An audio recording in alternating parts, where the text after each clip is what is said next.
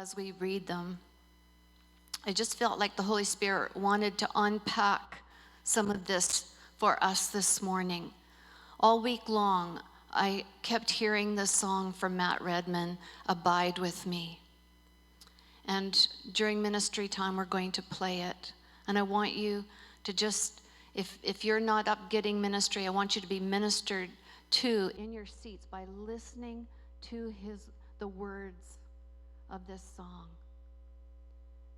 I believe the Lord wants to remove some hardness in our hearts this morning, and only He can soften us in that place to take some of that hardness away. We wonder why we can't receive, and it's because we've been thinking we have to do everything. But He really wants us to drink from Him.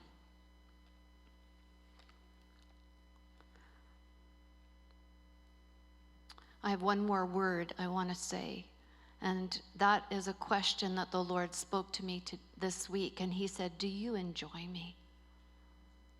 Do you enjoy me?" And I realized that sometimes I don't actually enjoy Him. I start working for Him. But in asking that question, He was saying, I want you to climb back into that place where you know my joy in you. I delight in you. I delight in you first and foremost because I made you and I know you. I know the real you. So climb in, okay? So let's listen to the Holy Spirit and His word this morning. Just a little backdrop to John 15. These are the few hours before Jesus goes to the cross. And the disciples are needing some comfort because Jesus is telling them some pretty tough stuff. And He says to them, "I am the true vine and my Father is the gardener. He cuts off every branch in me that bears no fruit, while every branch that does bear fruit He prunes so that it may be even more fruitful. And you are already clean because of the word I have spoken to you. Abide in me," or remain in me, "as I also remain in you. No branch can bear fruit by itself. It must remain in the vine. Neither can you bear fruit unless you remain in me." You know, I've got this jade plant at home, and it's usually very luxuriant, and it looks, you know, it's just wonderful. It's full. And lately I've been checking it out because all of a sudden there's parts of that plant that are withering. And then there's other plants that are growing really fast, but then they're falling over. And I'm looking at it going, wow, I'm going to have to deal with some of the roots. And, you know, the funny thing about that is that I've done this before and it works. I take it all out. I chop things down. I don't enjoy it because I like this plant. And it's a bit of a risk to chop. And so I chop off all the bad stuff and put it to one side. But you know what happens? I even have to chop some of that beautiful, luxuriant stuff because I know where it's going. It's just gonna grow spindly if I don't. But if I chop it, all of a sudden it begins to branch out. And what a picture of us, because Jesus is promising the disciples, there's some parts of you that are going to wither, and I'm gonna have to cut that part off. But guess what? You're all going to get chopped. You're all going to get pruned because that is how the health and the growth is coming. And so I looked up the word abide because if He is saying, and He says it so many times in this passage, abide in me, or remain in me. I want to know exactly what is in his heart when he says that. Because I think I know, but I think I need to know even deeper. So I looked up abiding. I went to Google. I got a whole bunch of words. It means to dwell with, to live with, to stay with, to stand in, to remain, to continue long term, to be fixed, perpetual, constant, unending, permanent, unchanging, enduring, steadfast, stable, accepting without objection. Abide means to agree with. Whoa, that hit the nail on the head. To agree with. Have you ever heard the term abide by the rules? Or that person's a law-abiding citizen? So there's a place of surrender, a place of agreement. And Jesus is calling us into this place where we are actually surrendering to him and agreeing with him. Doesn't that sound a lot like prayer? Because when I bring my prayer requests to him, I'm not bringing him something new. I'm bringing him something that's on his heart. And he is looking for my agreement. And so when he says, I want you to abide with me, I want you to live with me, I want you to stay with me, I want you attached to me, his ache in his heart is that we would know him and that our strength would come from him so that our prayers will be answered, so that our relationship with him will bring us great joy.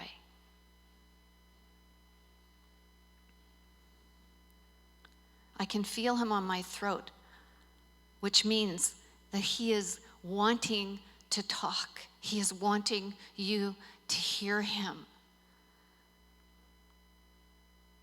See, God's love for us is unconditional. And sometimes we think that we can just, do anything and he'll still love us. Well, I want you to look at this in a different light, because sometimes we think, how much can I get away with? But this unconditional love has a lot of conditions. So as we're reading, I want you to pick out the word if.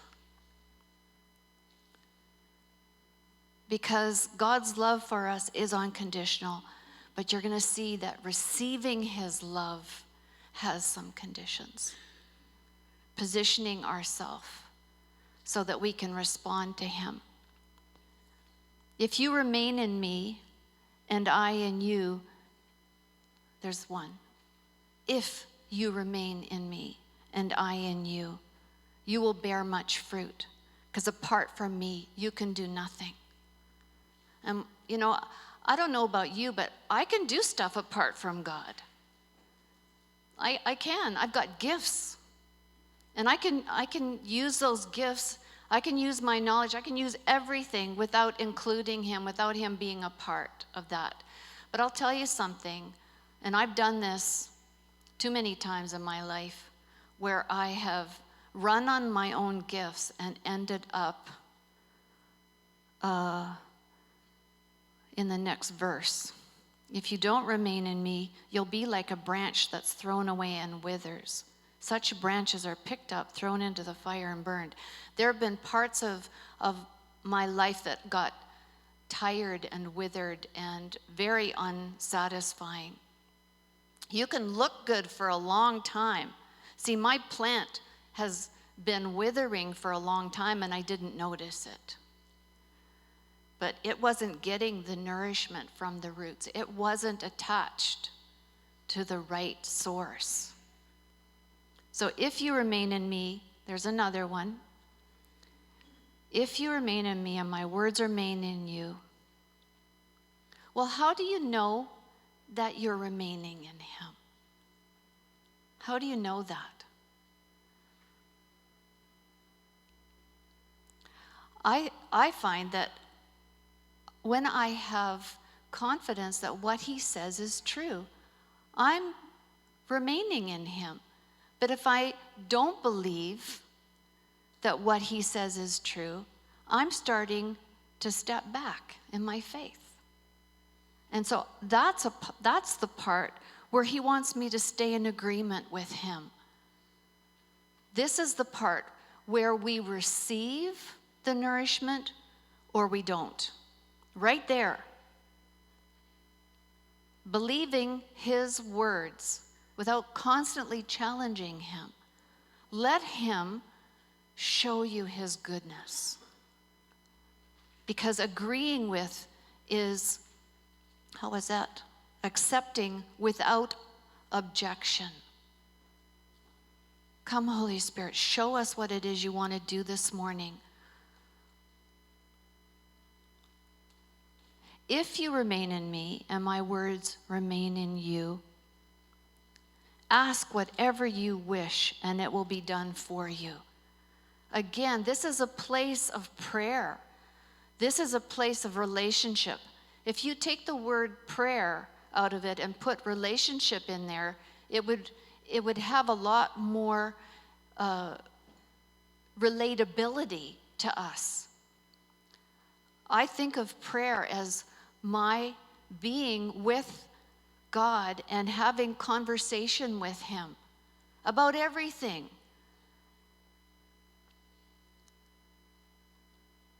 Didn't he say that church would be or is the house of prayer?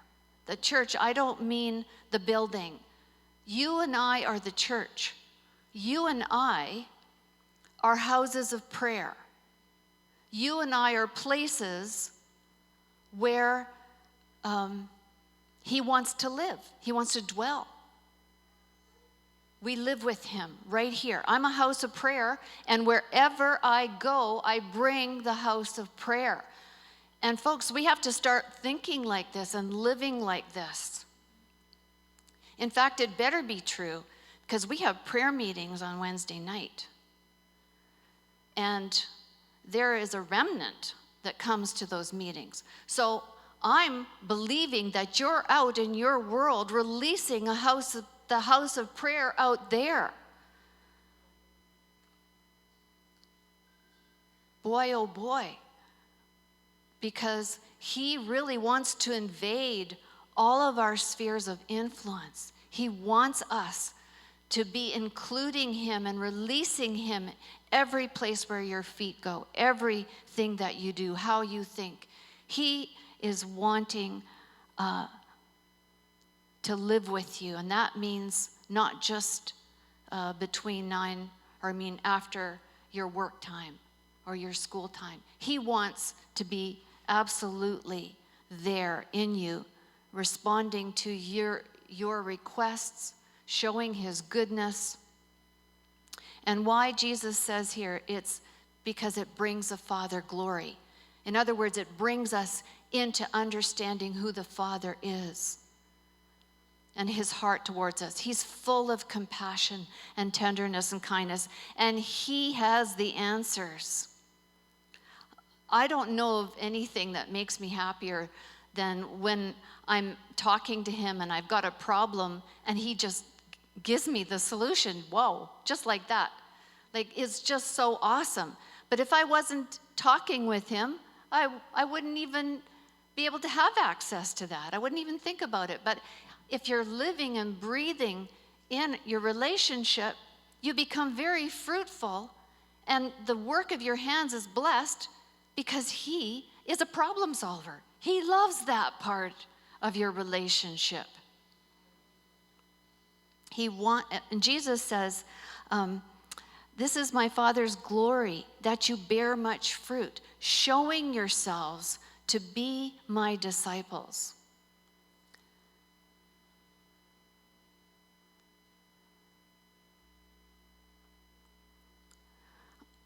What's a disciple? It's a follower of Jesus. Someone who actually embraces, disciplines, embraces. That's what disciple means.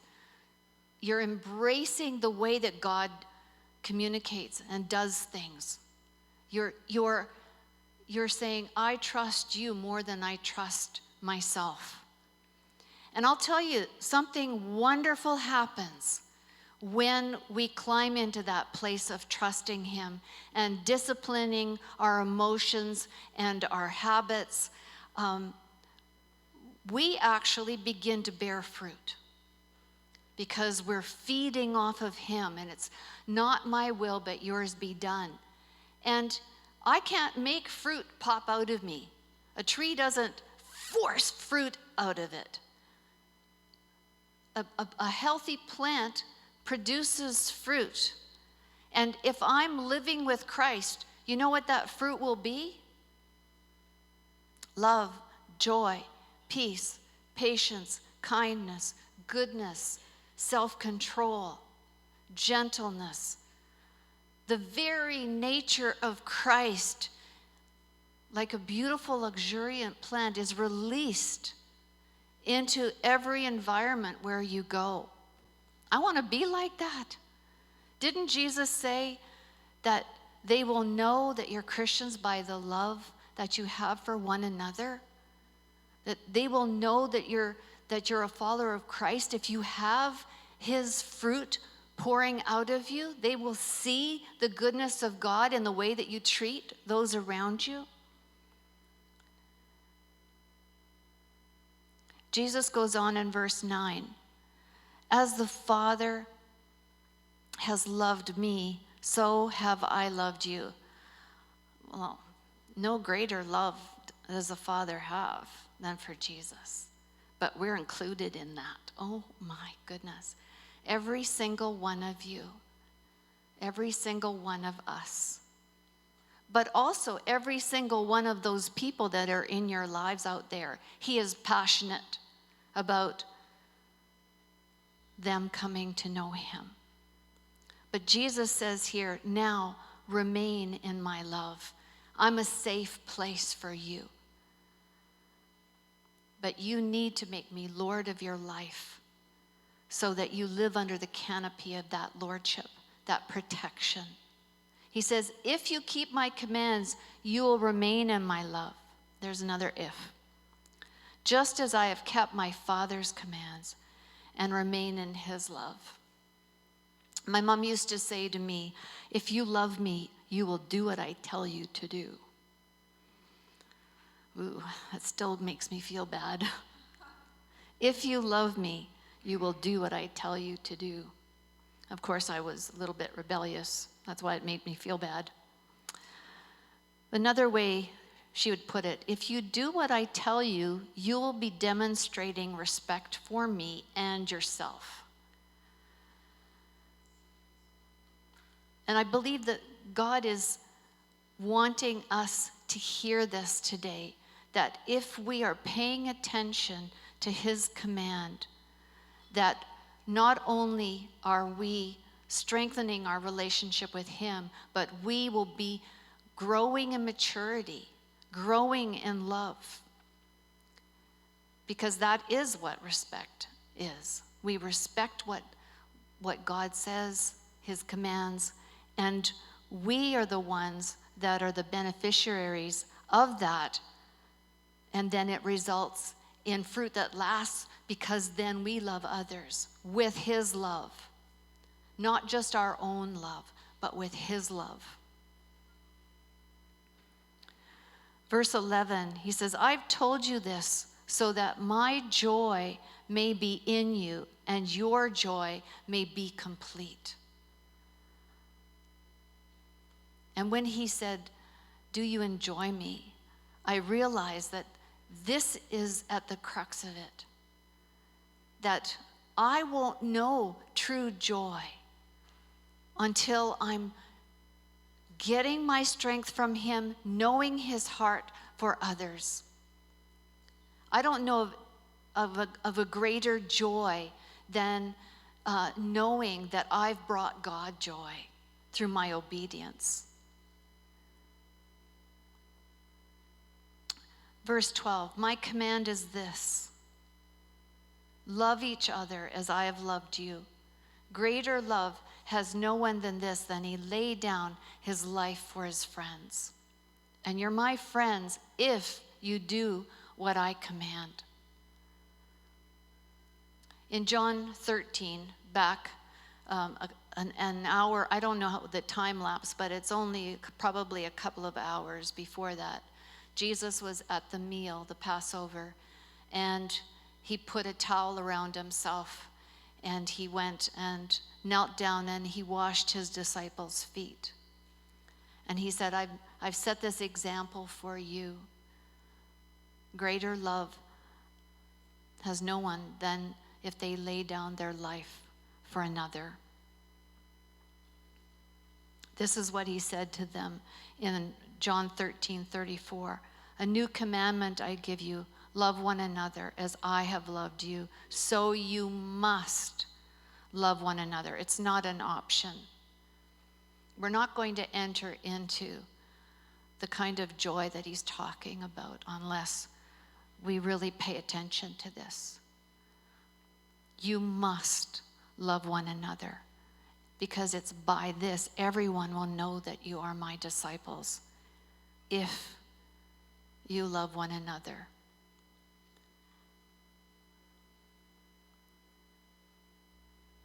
Only you know how your life is developing in this area. I'm not shining a flashlight on anybody. The Word of God is searching us.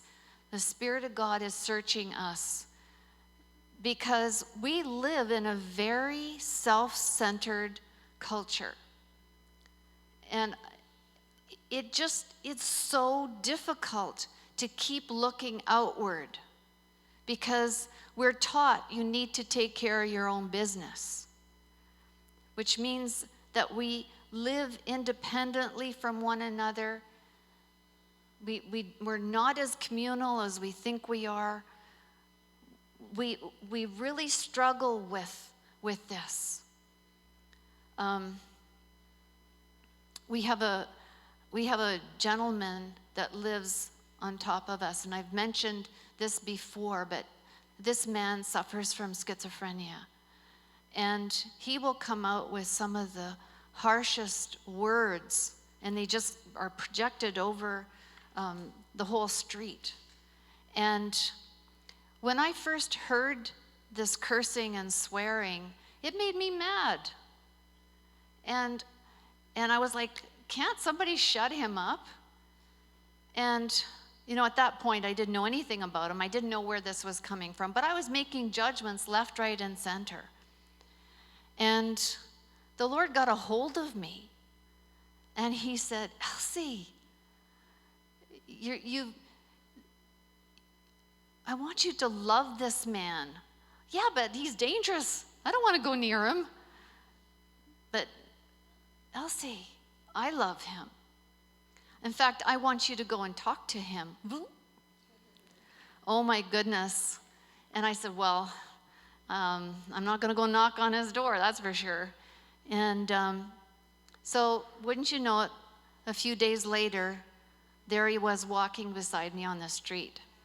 But by this time, the Lord was working on my heart, and so I was open to talking, and so I called him by name, and I said, my husband and I live below you, and I know you're having a hard time, because we can hear you loud and clear. Is there any way that we can help you? He was dumbfounded, and he just poured out his heart. And his brother had committed suicide and things like this, and his whole world had gone wonky. And now when I see him, there's love in my heart for him. I didn't put it there, but I was open. I accepted without objection that that's what God's heart was for him, and I need to climb in there and love him somehow. And so now when I hear him go off the rails, what do? Lord, please intervene. Send ministering angels. If there's something that we can do, help us to know what it is. But Lord, come and diffuse this. And I can intercede. And this is the place of influence.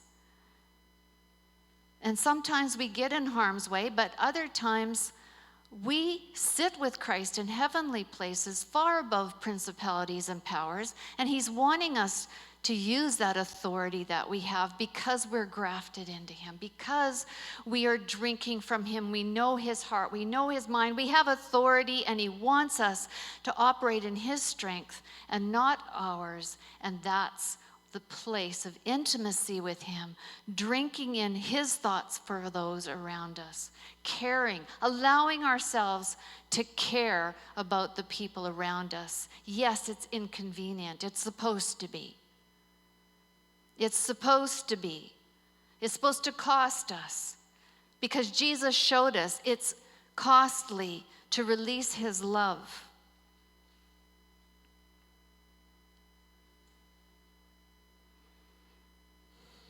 What verse are we on? 15.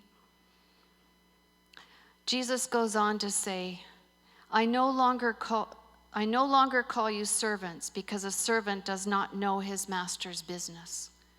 Instead, I've called you friends. For everything that I learned from my Father, I've made known to you. The disciples are discomforted at this point because he's told them that he's leaving them. And he's saying, now you're part of the family business.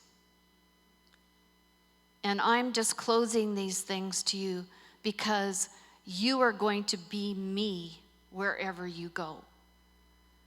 And he backs that up by saying, don't be afraid. You didn't choose me, but I chose you. You see, the disciples, when Jesus called them, they chose to follow him. They dropped everything and followed him. And so I'm sure they were looking at him going, what? You're leaving? We gave up everything to follow you. And he's saying, wait a minute. You didn't choose me. I chose you. And I appointed you so that you might go and bear fruit. Fruit that will last. What is this fruit that lasts? He says, whatever you ask in my name, the Father will give you. This is my command, love each other.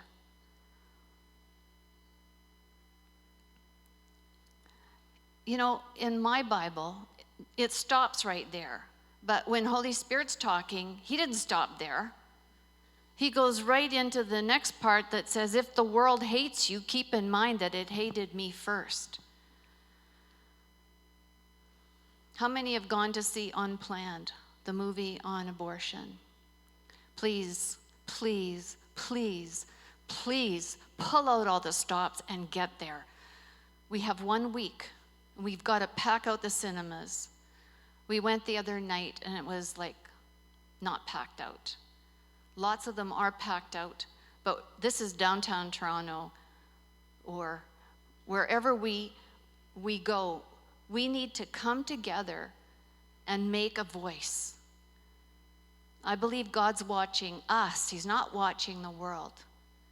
And, you know, it can be intimidating. I understand that there were people with placards and objecting that were planted outside of the theaters. Maybe not here in some of the theaters, but across Canada there is objection. But the spirit that we carry is impactful. And we see the people carrying those placards and the ones watching, those are the ones he's called us to love. Not gnash our teeth at or think that they're our enemy. No. If the world hates you, keep in mind, it's not the people, it's the spirit of the age. It's the spirit behind that. And we have to keep a clear mind. And if anybody can have a clear mind, it's us, because we're attached to the vine. And we're drinking in his love for them. And we can come with a different spirit, and we can make a difference. But all of us, the love that we have for one another and the love that's released from us, that is a change agent, believe me. We got to apply ourselves. And I challenge you, get to the theater, call the theaters, ask for the movie to come. It's a very powerful testimony. It's a very powerful testimony of value of precious lives. And it's a true story, and they kept it true. Praise God. There's so much prayer that's gone into this. Let's be a part of this and change the laws in this country. Anybody can have abortion for any reason up to delivery date. And we've had this, we had no law, no coverage for years and years and years. And if we want God's blessing on this land, then we have to stand in a place and ask forgiveness for the bloodshed that has come through neglect. And we cry out, Lord, have mercy, have mercy, have mercy on us. Because if we're abiding in him, we'll know his heart, and he will move us into position to influence the culture that we are in. He told us, if the world hates you, keep in mind it hated me first. If you belong to the world, it would love you as its own. In the past, when I was in the world, I had friends, I loved them, but my life was going downhill because the choices I was making wasn't feeding my spirit, and I got to the place where I was really in a lot of pain, and my friends saw me in pain, and I gave my life to Christ. I rededicated my life to Christ. I went running back. I told my friends, I belong to Jesus, and I can feel him healing me and setting me free. And you know what they said? Yuck. I can't believe it. You of all people. I lost every single one of those friends. And yet I was not being obnoxious. I thought they'd be happy because I'd come to life. I was healing. But the Lord said, you shouldn't be surprised, because that's what I brought you out of. Now, I will send you back, but I'm going to send you back with my love. You don't have to win their approval, but you need to release who I am wherever you go, because you see, light pierces the darkness. They were under conviction because I existed in their presence. Light reveals something that isn't right in their lives, and it's uncomfortable. And so don't be surprised if you walk into your workplace and people are uncomfortable. You don't need to be obnoxious. Please, we are peculiar, but he told us you are a peculiar people. Even God thinks we are. But that peculiarity is what's going to make you stand out, and it's going to be the love factor that changes your culture. And we got to get bold about it. And we got to be in your face sometimes, don't we, Georgia? Sometimes we just have to say, are you a follower of Jesus? And if you're not, why not? Boy, are you missing out. Come on. Come on. The best part of life is waiting for you. Jesus says, you don't belong to the world. That's why the world hates you. Remember what I told you. A servant's not greater than his master, and they'll persecute me. Or if they persecuted me, they'll persecute you also. Believe me, I don't go looking for persecution.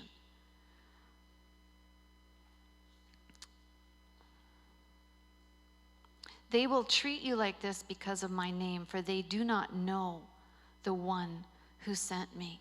I remember that feeling of looking at my friends going, I wish you knew. I wish you knew him. And that drives me forward, folks. I want people to know him, not in a just a religious way. I want people to know his affection. I want them to walk right into a love cloud and be completely held by him. Jesus goes on in verse 26. When the Holy Spirit comes, whom I will send to you from the Father, the Spirit of truth who goes out from the Father, he will testify about me. And you also must testify, for you have been with me from the beginning. You've been with me, folks. You know me. And so you must testify. It's not an option. Let the fruit of the Spirit come out of every part of your life. And don't shy away from pruning and cleansing. Stay in his word. What is our application today? Stay with him. Don't let the accuser put a wedge in there and say, well, you've got to be good. You've got to be good enough if you're going to approach God. Wait a minute. Hold the phone. I've never been good enough. Jesus is my righteousness. That's what qualifies me to be attached to the vine, and I'm jumping on that vine, and I'm hugging it, and I'm holding on to it. If we could start Matt Redman's song, Abide With Me. I want you to listen to this. I want you to listen to this. I want you